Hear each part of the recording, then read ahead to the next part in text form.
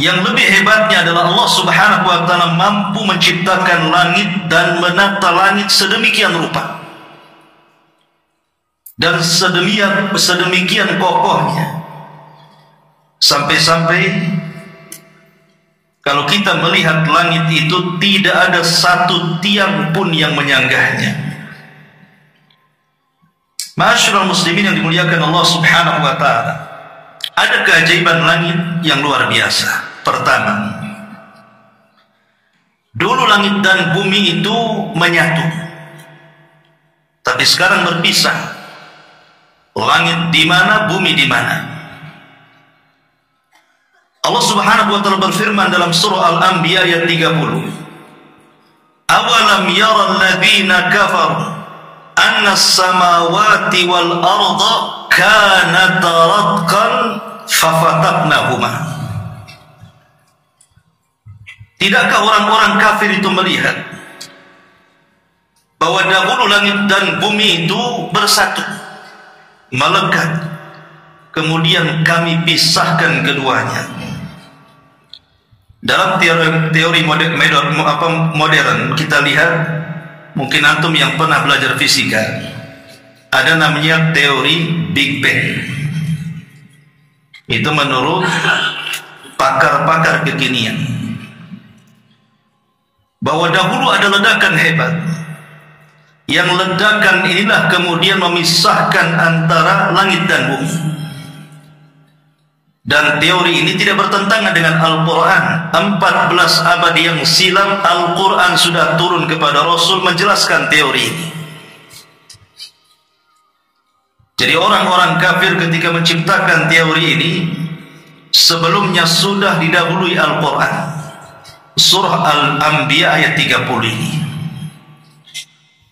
Ya, karena memang Allah Subhanahu wa ta'ala yang menciptakan langit dan bumi, dialah yang paling tahu bagaimana menciptakannya.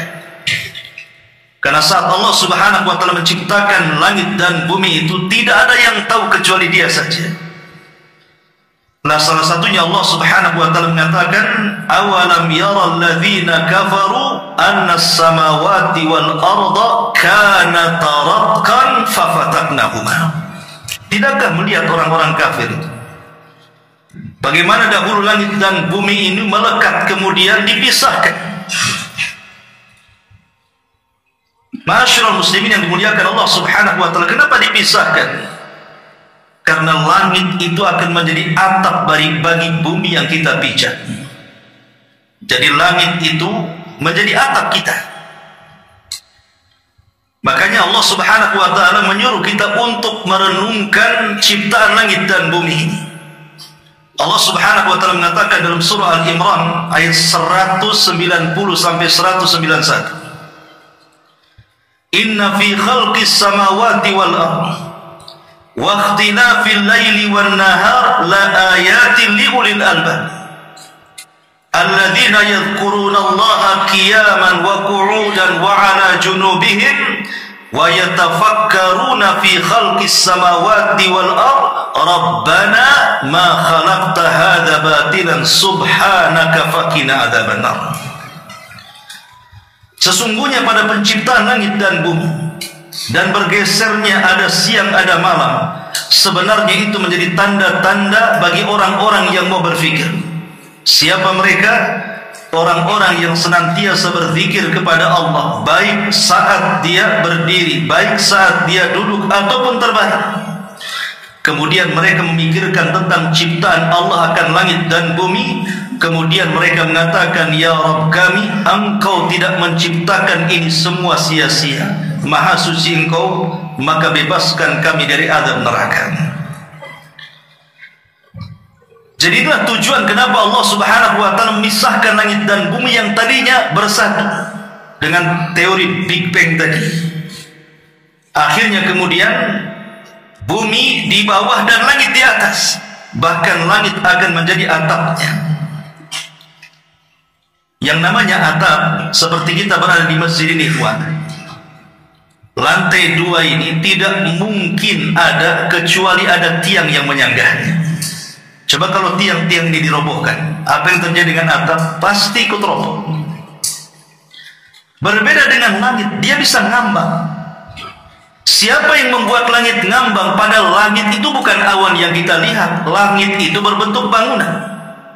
Yang namanya sebuah bangunan harus ada penyanggahnya.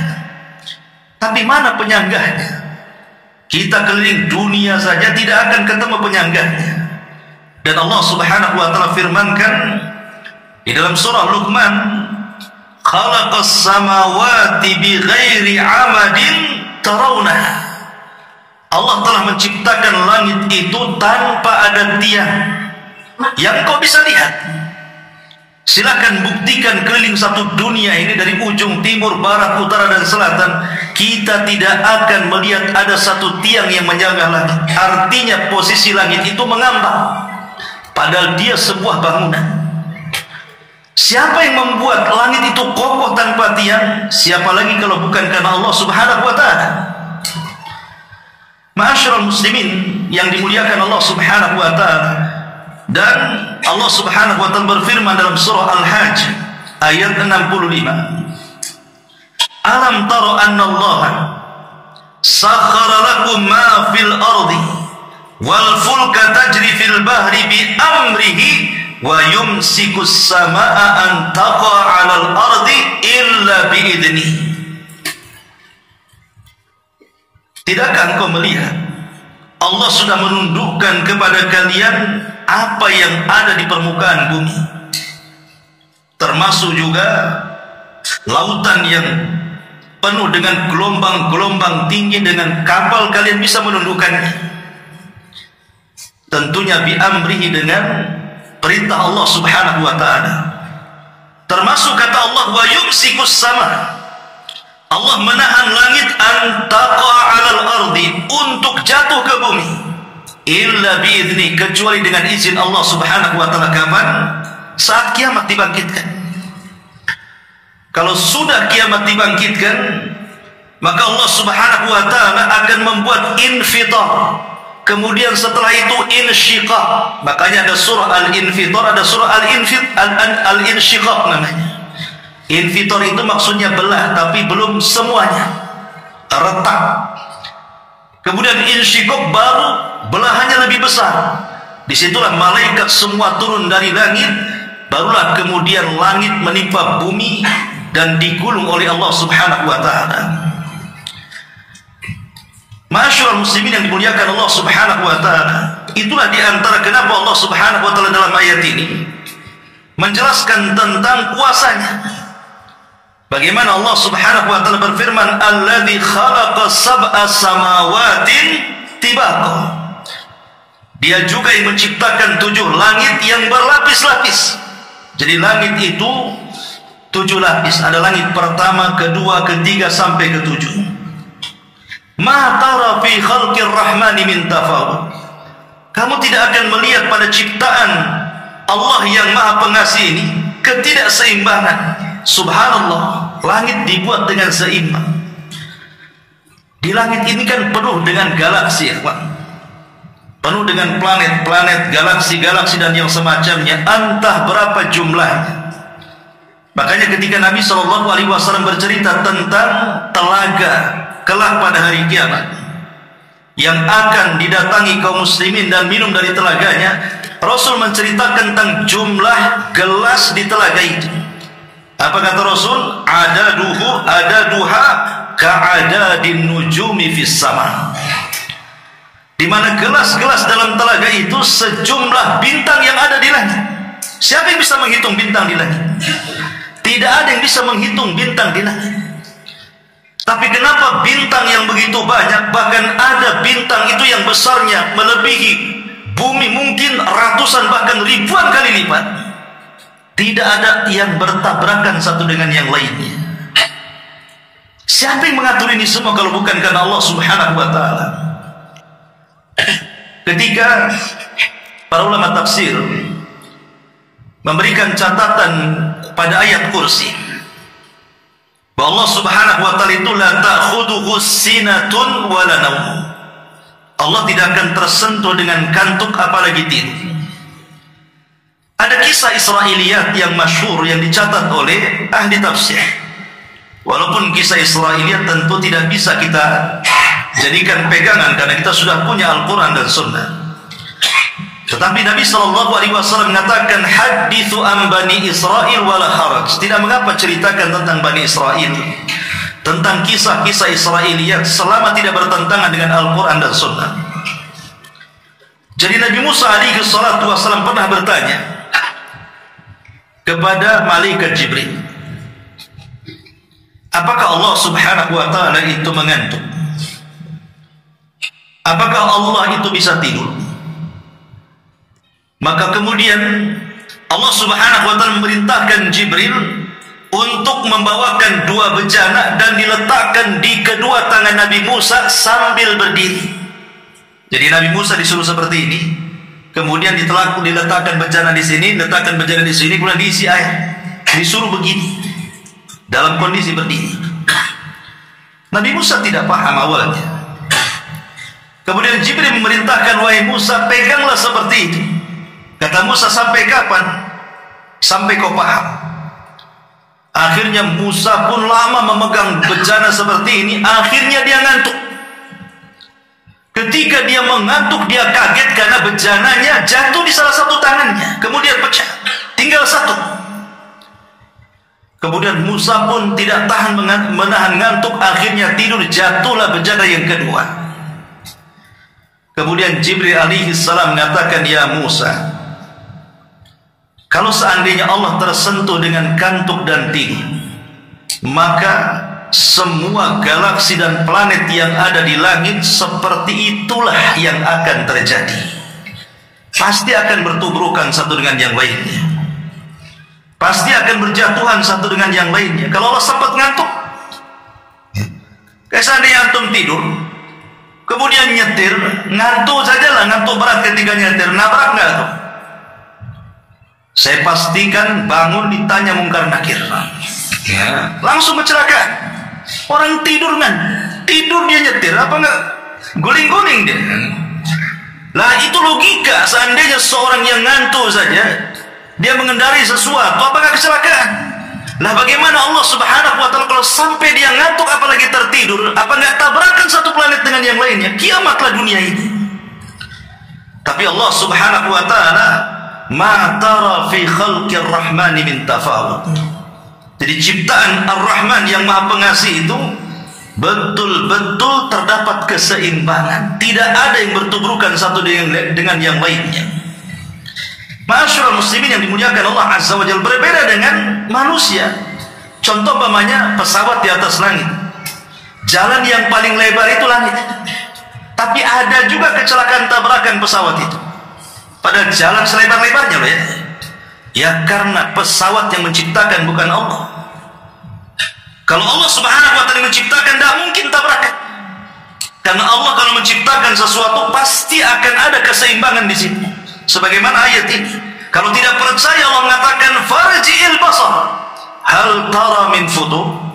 Cobalah kau lihat ke langit sana.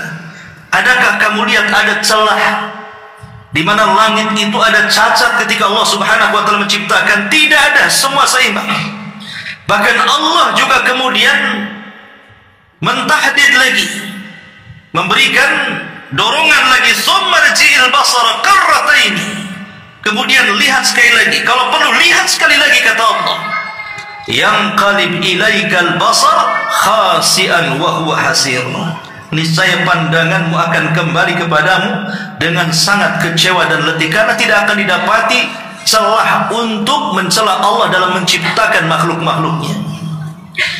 Ma'asyiral muslimin wal muslimat rahimani wa rahimakumullah.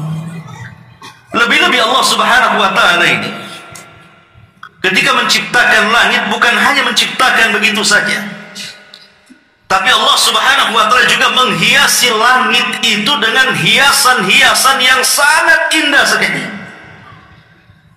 Dengan cara apa? Allah tabur bintang di mana-mana. Makanya kalau kita lihat di tanggal-tanggal awal-awal Hijriah, sebab kalau sudah pertengahan itu sudah purnama. Kalau sudah purnama sedikit tuh bintang-bintang. Tapi kalau di permulaan tanggal Hijriah belum muncul bulan, itu biasanya bintang berserak asal tidak mendung saja. Kita lihat ke langit. Posisi kita mungkin berada di tengah padang pasir atau di tengah ketinggian. Coba kita lihat ke langit. Di situ nampak keindahan ciptaan Allah Subhanahu wa taala. Makanya banyak orang-orang yang meniru kan. Buka putkot, dibuatlah lampion banyak-banyak kan gitu. Ada apa itu? Nyala-nyala semua kan, indah kali. Padahal kalau siang hari banyak sampahnya tuh. Malam aja kelihatan indah kan. Ya karena lampu-lampu itu yang membuat indah. Walaupun warungnya samping solokan pun nampak indah dia. Karena lampu yang membuat indah. Dari mana manusia punya ide seperti ini? Dia melihat ke langit. Seperti itulah indahnya langit. Makanya Allah Subhanahu wa taala mengatakan walaqad zayyana as-samaa'a ad-dunya bimasabiha. Sungguh kami benar-benar telah menghiasi langit dunia dengan bintang-bintang yang menjadikan bintang-bintang itu penghias langit. Tetapi walaupun bintang itu menghiasi langit, dia ada fungsi yang memang Allah fungsikan. Apa fungsinya? Waja'alnaha rujuman lisyayatin wa a'tadna lahum 'adzabas sa'ir. Di mana bintang-bintang itu terkadang Allah fungsikan untuk melempar setan. Jadi untuk senjata Allah Subhanahu wa taala sebagai tentara Allah untuk melempari setan yang berusaha naik ke langit dan hendak mencuri dengar apa yang dikatakan para malaikat yang ada di langit dunia. Ma'asyiral muslimin yang dimuliakan Allah Subhanahu wa taala, lebih ajaibnya lagi. Tentu kalau kita cerita langit, ikhwan, ini cerita sesuatu yang gaib. Harus berdasarkan nas dari Al-Quran dan Sunnah Nabi SAW. Karena belum ada orang yang sampai ke langit masalahnya. Maksudnya orang biasa ya, bukan para nabi. Oh ada ustaz dulu katanya. Ada orang yang pernah ke langit, namanya Neil Armstrong. Itu pernah ke bulan tuh. Percaya nggak antum Neil Armstrong ke bulan? Ikhwatu fiddin, muliakan Allah Azza wa Jalla. Kalau antum hari-hari ke matahari ada kan? Ada matahari. Sampai belanja tuh matahari. Bulan ini, ikhwan, posisinya di mana? Apakah bulan itu posisinya di atas langit? Ataukah bulan itu posisinya di bawah langit? Kalau bulan posisinya di atas langit, saya bersumpah Neil Armstrong tidak pernah ke bulan. Wallahi, Neil Armstrong tidak akan pernah ke bulan. Berarti cerita ke bulan itu dusta 100%. Kalau posisi bulan itu di atas langit. Tapi kalau seandainya posisi bulan itu di bawah langit, mungkin Neil Armstrong sampai ke bulan. Kenapa demikian? Kalau seandainya bulan itu di atas langit, lah langit itu berbentuk bangunan.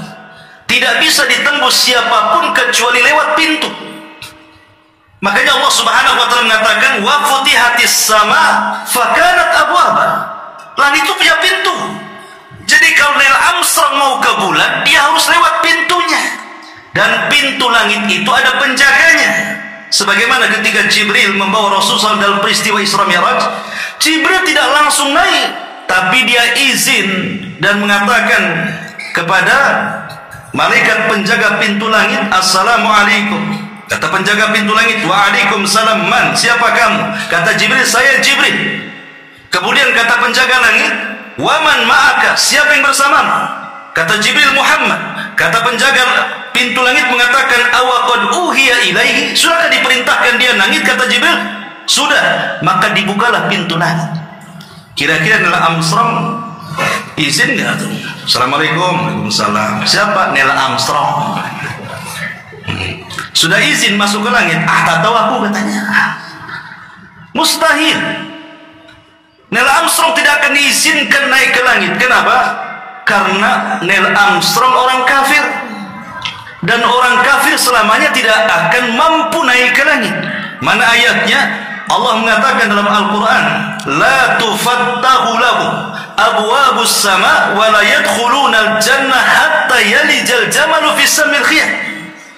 Tidak mungkin orang-orang kafir itu dibukakan pintu langit selamanya kepada mereka, dan mereka akan dimasukkan ke dalam neraka sampai ada cerita unta masuk ke liang jarum. Jadi mustahil Neil Armstrong bisa naik ke bulan kalau bulan posisinya di atas langit, karena dia orang kafir. Tetapi kalau bulan itu di bawah langit, ya mungkin karena bebas, tidak ada pintu-pintu yang harus dilewati. Tetapi pertanyaannya, berapa persen kira-kira kepercayaan kita Neil Armstrong sampai ke bulan itu? Berapa persen? Karena ada sebagian para ulama seperti Al-Imam Asy-Syinkiti dalam kitab tafsirnya Adwa'il Bayan meragukan. Kemudian menukilkan firman Allah Subhanahu wa taala surah Ar-Rahman, "Ya ma'syaral jinni wal insi in istata'tum an tanfudhu min aqtaris sama'i wal ardi fanfudhu la tanfudhuna illa bisultan." Wahai kalangan jin, ya ma'syaral jin, wahai kalangan manusia, kalau kalian hendak menembus ke langit, tembuslah kalian kalau bisa, kecuali dengan kuasa Allah. Makanya Rasul bisa naik ke langit karena kuasa Allah. Kalau tidak diberikan kekuasaan oleh Allah Subhanahu wa taala, tidak mungkin orang sampai ke sana.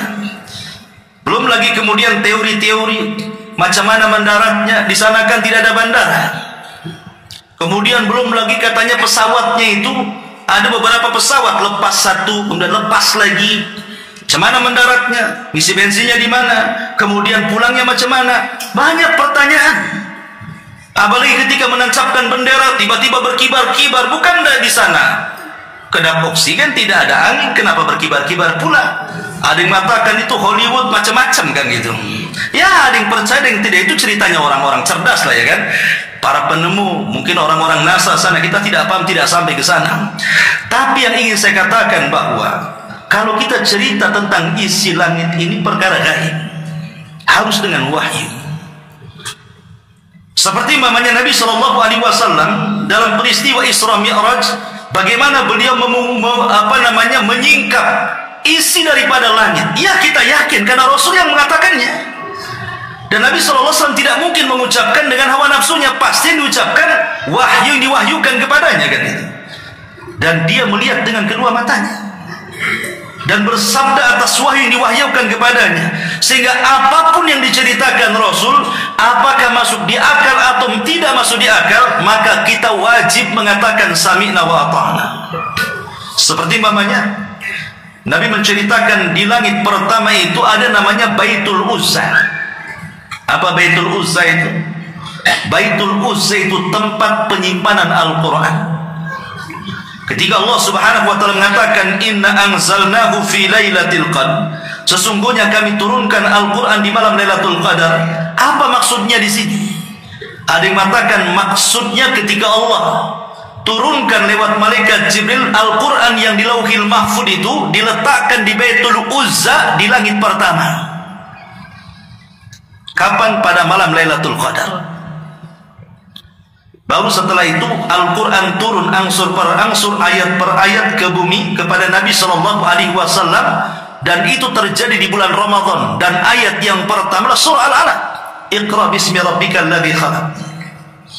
Jadi sana ada Baitul Uzza yang kita yakinkan Nabi Shallallahu Alaihi Wasallam yang menceritakannya. Kemudian dalam peristiwa itu Nabi Shallallahu Alaihi Wasallam berjumpa dengan siapa? Dengan Nabi Allah Adam alaihi salatu wassalam. Kemudian Jibril mengatakan salim ala Adam, ucapkan salam kepada Adam. Maka Rasul mengatakan assalamualaikum ya Adam. Maka Adam mengatakan waalaikumsalam warahmatullahi wabarakatuh. Marhaban bi abdin salihin wa abdin salih. Selamat datang wahai hamba Allah yang saleh dan anakku yang saleh. Nabi SAW berjumpa dengan Adam, dan Adam tinggal di langit pertama. Kemudian naik lagi ke langit kedua. Berapa jarak langit pertama kedua? Dalam riwayat disebutkan dari Abdullah atau dari Abbas ibn Abdul Muttalib radhiyallahu anhu, dia bercerita, kunna julusan ma'a Rasulillah sallallahu alaihi wasallam bil Batha, famarrat sahabatan faqala Rasulullah sallallahu alaihi wasallam atadruna ma hadha? Qala qulna as-sahab. Qala wal muznu? Qulna wal muznu. Qala wal anan, qala fasakatna. Diriwayatkan dari Abbas ibn Abdul Muttalib radhiyallahu anhu, beliau berkata, satu ketika kami sedang duduk bersama Nabi sallallahu alaihi wasallam di Batha, maka lewatlah segumpal awan di langit. Kata Rasul, tahukah apa yang menggumpal di langit itu? Maka sahabat mengatakan, itu awan, wahai Rasul. Itu awan. Ya. Kemudian beliau berkata, awan disebut juga al-muzan dan anan. Kemudian Nabi SAW mengatakan, hal tadruna kam bainas samai wal ardi? Tahukah kalian jarak langit dan bumi itu? Qala, maka Rasul mengatakan, perawi mengatakan, qulna Allah wa rasuluhu a'lam. Kata perawi, para sahabat mengatakan, Allah dan Rasulnya yang tahu. Maka Rasul mengatakan, bainahuma masiratu khamsimi'ati sanatin, min kulli sama'in ila sama'in masirata khamsimi'ati sanatin. Kata Nabi SAW, jarak langit dan bumi seperti jarak perjalanan 500 tahun. Jarak antara satu langit ke langit berikutnya juga sama, sejarak 500 tahun. Dan riwayat ini walaupun dilemahkan para ulama, ada asar dari kalangan sahabat seperti Abdullah bin Mas'ud radhiyallahu anhu juga mengatakan seperti itu.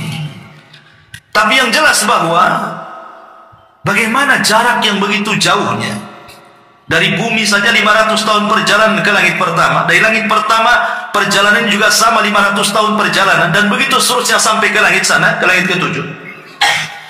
Ini luar biasa, ikhwatu fillah, bagaimana Allah Subhanahu wa taala menciptakan langit berlapis-lapis dengan jarak yang segitu jauh. Siapa yang bisa menembusnya? Tidak ada yang bisa menembusnya kecuali atas kuasa Allah Subhanahu wa taala. Ma'asyiral muslimin yang dimuliakan Allah Subhanahu wa taala,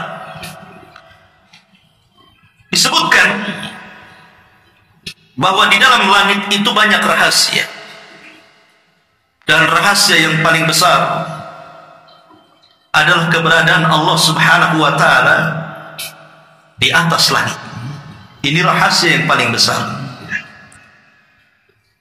Dahulu di zaman Nabi SAW ada Bani Tamim datang menemui Rasul dan ingin masuk Islam, tapi minta imbalan.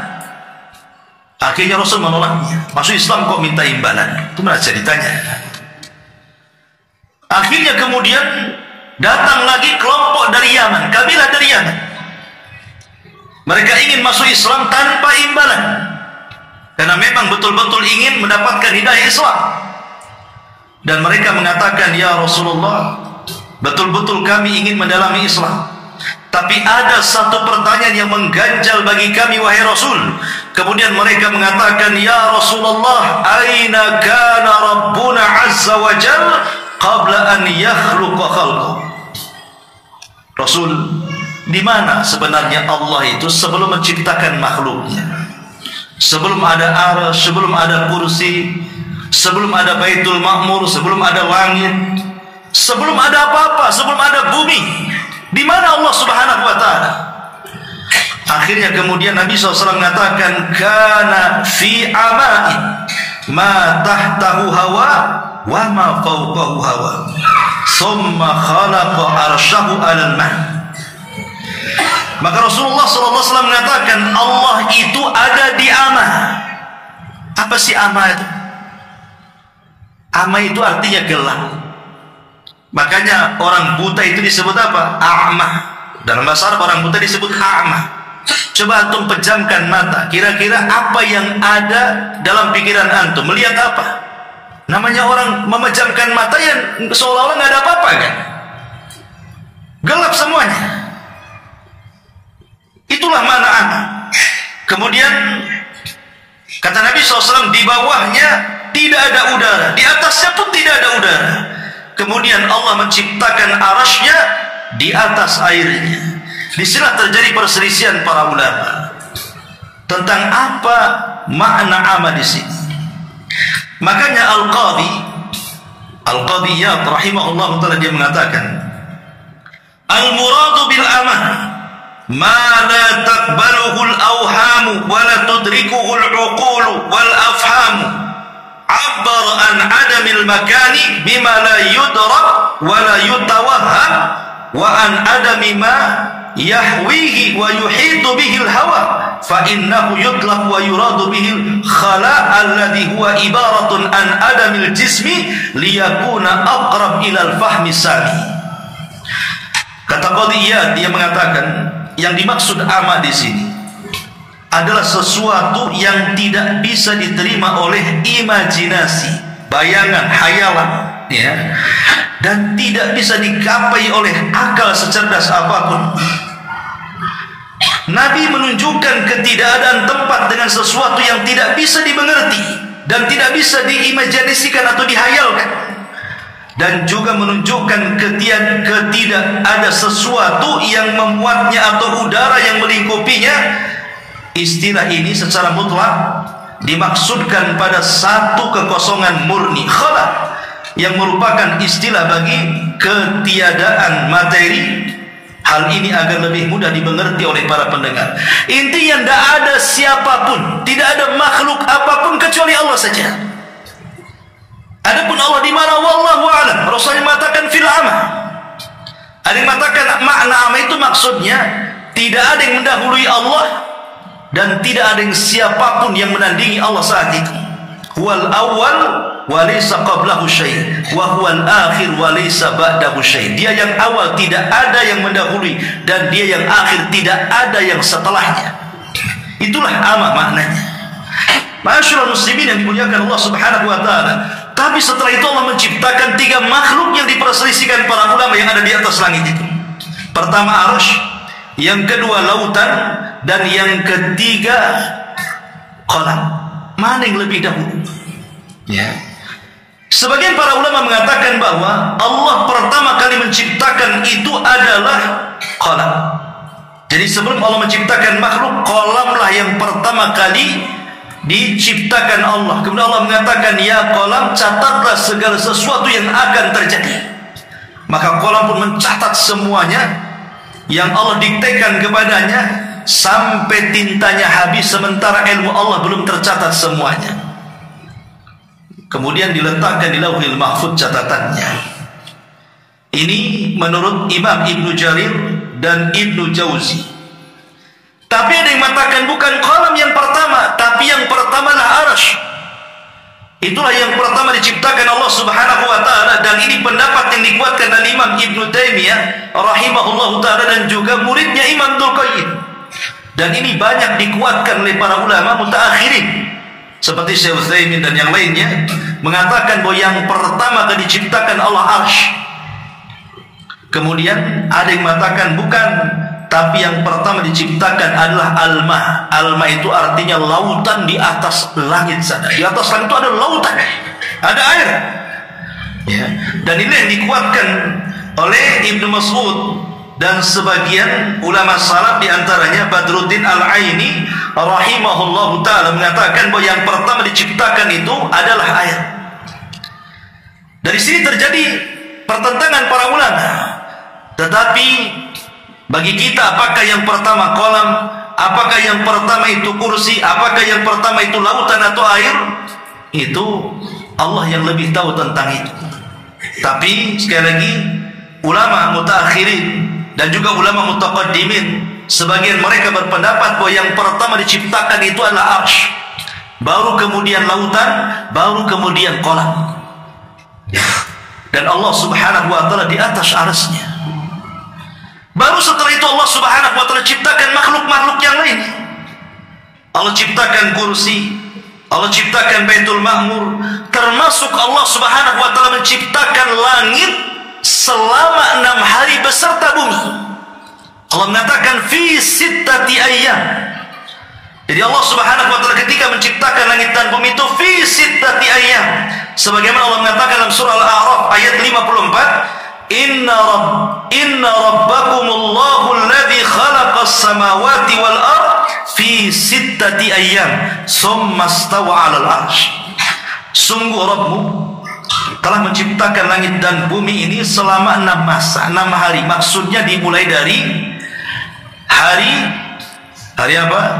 Dimulainya hari Ahad. Ahad, Senin, Selasa, Rabu, Kamis, Jumat. Selesailah penciptaan langit dan bumi itu.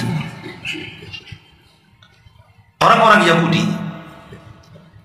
ketika mereka, karena bagaimanapun kabar tentang Allah menciptakan langit dan bumi itu juga ada pada Taurat, ada pada Injil, ada pada Quran. Karena ini kitab-kitab langit kan. Cuman orang-orang Yahudi mengatakan bahwa saat Allah Subhanahu wa taala sudah selesai menciptakan langit dan bumi, dimulai hari Ahad, kemudian diakhiri hari Jumat, hari Sabtu Allah cuti. Capean katanya. Jadi orang Yahudi menganggap hari Sabtu itu hari cutinya Allah. Makanya mereka menjadikan hari Sabtu itu hari sakral. Makanya di Quran ada cerita tentang kisah Ashabus Sabti. Kisah orang-orang Yahudi yang melanggar di hari Sabtu gara-gara mereka mencari ikan. Ya, karena Sabtu bagi mereka itu hari sakral, itu hari istirahatnya Allah. Maka Allah Subhanahu wa taala bantah, ma massahu min lughub. Allah tidak mungkin disentuh dengan kelelahan. Laisa kamitslihi syai'un wa huwas samiul basir. Allah tidak sama dengan makhluknya. Kalau makhluk iyalah habis kerja capek. Tapi Allah Subhanahu wa taala tidak tersentuh dengan kelelahan. Ma massana min lughub, kata Allah. Kami tidak pernah disentuh dengan kelelahan. Bagaimana orang-orang Yahudi mengatakan seperti itu? Masyaallah muslimin yang dimuliakan Allah Azza wa Jalla. Lain pula dengan Nasrani. Nasrani justru menganggap hari sakral mereka hari Ahad, karena itu hari awal penciptaan. Padahal kedua agama ini sudah Allah pilihkan hari Jumat, tapi kedua agama ini menolak. Ketika Allah anugerahkan hari Jumat kepada kaum muslimin, maka umat Islam menerimanya dengan tangan terbuka. Makanya Jumat hari sakral kita kaum muslimin, Sabtu hari sakralnya orang-orang Yahudi, dan Ahad hari sakralnya orang-orang Nasrani. Ya. Masyaallah muslimin yang dimuliakan Allah Subhanahu wa taala. Lah langit sendiri ikhwatu fiddin, itu tempat para malaikat. Jadi langit sendiri adalah tempat para malaikat. Malaikat itu semua ada di langit. Adapun dia ke bumi itu sebagai tugas saja. Makanya Nabi SAW ketika peristiwa Isra Mi'raj itu mengatakan attatis sama wa kana attatis sama, dan langit itu pernah bergemuruh dan bergoncang. Wa huqqalaha antaid, dan sudah berhak langit untuk itu karena takut kepada Allah Subhanahu wa taala. Kemudian Rasul mengatakan, di langit itu tidak ada jarak 4 jari kecuali ada malaikat yang sujud sampai kiamat, ruku sampai kiamat, berdiri sampai kiamat, bertasbih sampai kiamat. Bayangkan kalau setiap 4 jari ada malaikat, sementara langit itu seluas-luasnya. Bahkan Nabi SAW mengatakan, kalau langit itu dibandingkan dengan bumi, Anda ambil cincin, letakkan di padang pasir. Maka cincin itu buminya, padang pasir itu langitnya. Sementara Rasul mengatakan setiap 4 jari ada para malaikat. Siapa yang bisa menghitung para malaikat jumlahnya, kawan? Makanya Allah mengatakan, wa ma ya'lamu junuda rabbika illa hu. Tidak ada yang tahu jumlah para malaikat kecuali Allah Subhanahu wa taala. Lah para malaikat itu semua tinggal di langit. Makanya wajar di langit itu tidak ada maksiat. Di langit itu tidak ada maksiat. Di langit itu tidak ada orang yang judol nada, malaikat judi online gitu. Di langit tidak ada orang mabuk, nggak ada narkoba, trek-trekan, malaikat trek-trekan, nggak ada di langit itu. Wa yaf'aluna ma yu'marun, semua yang dilakukan malaikat itu atas dasar perintah Allah, karena mereka tidak diberikan hawa nafsu. Kemaksiatan di langit itu terjadi hanya 2 kali saja. Jadi di langit itu pernah ada maksiat, tapi cuma 2 kali. Pertama maksiatnya siapa? Iblis. Dia tidak mau sujud kepada Adam. Di mana? Di langit.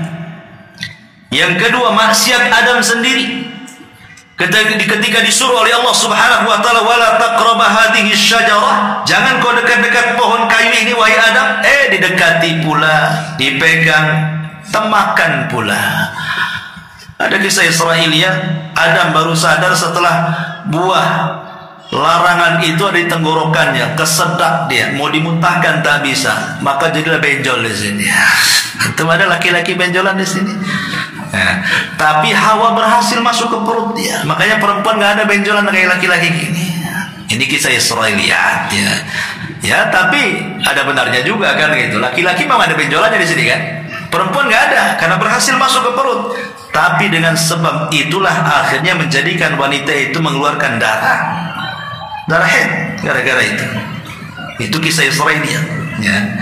Tapi yang jelas bahwa di langit tidak ada maksiat kecuali 2 kali.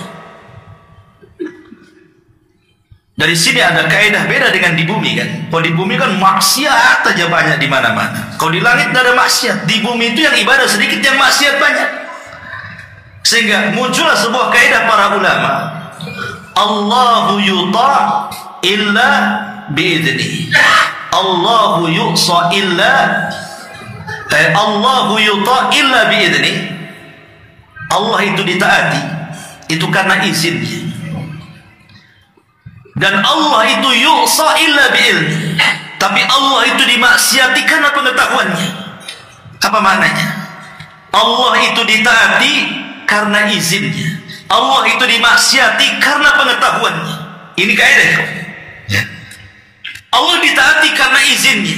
Begini ikhwan, sehebat apapun antum ibadah, anggaplah tidak pernah maksiat kepada Allah Azza wa Jalla.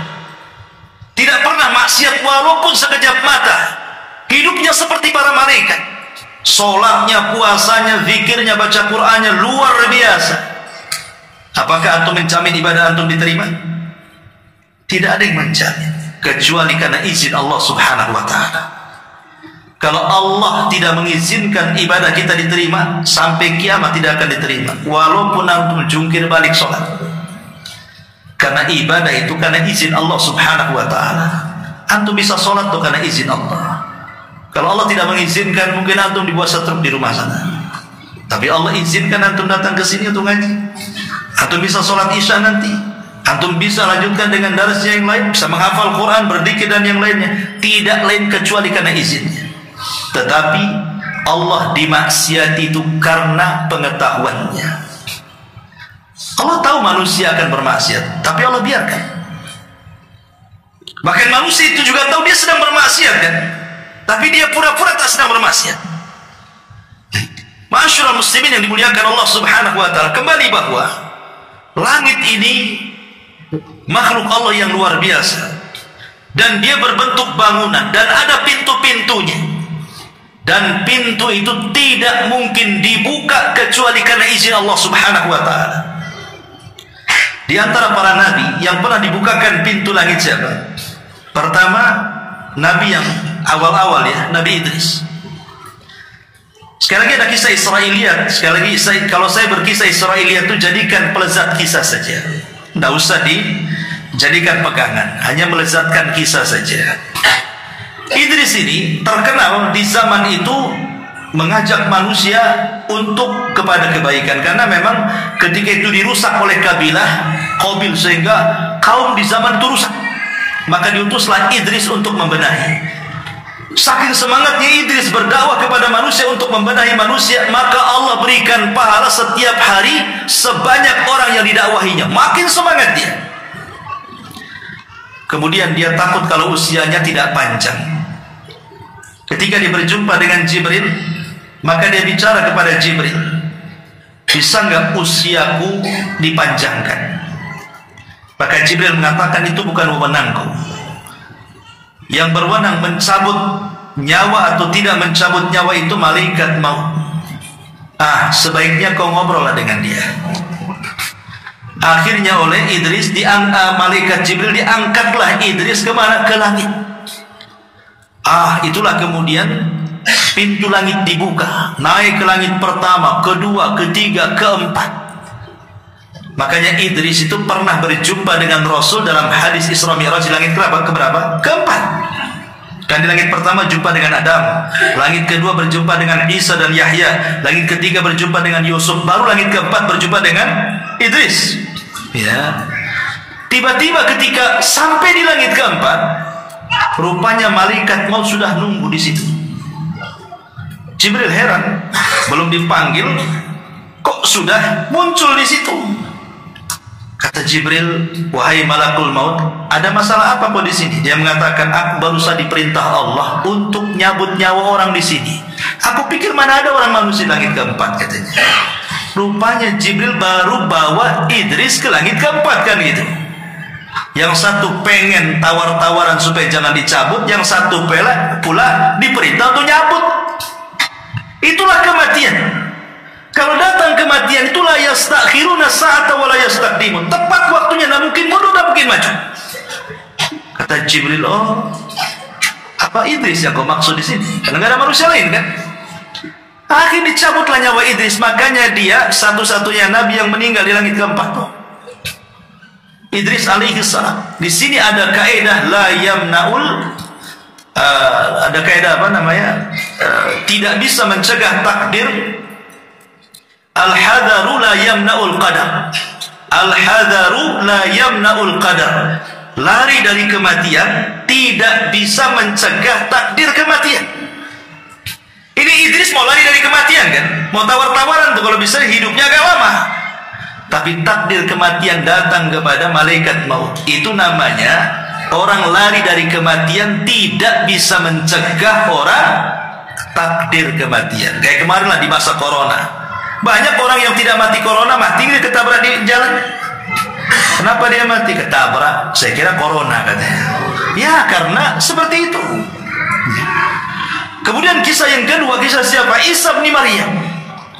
Isa bin Maryam ini dikepung oleh tentara Romawi. Setelah kematian Zakaria dan sebelumnya setelah kematian Yahya yang dipenggal lehernya, kemudian leher kepalanya dijadikan mahar wanita pelacur. Ketika dikepung oleh tentara Yahudi itu Romawi, Isa sudah tahu karena Jibril beritahu.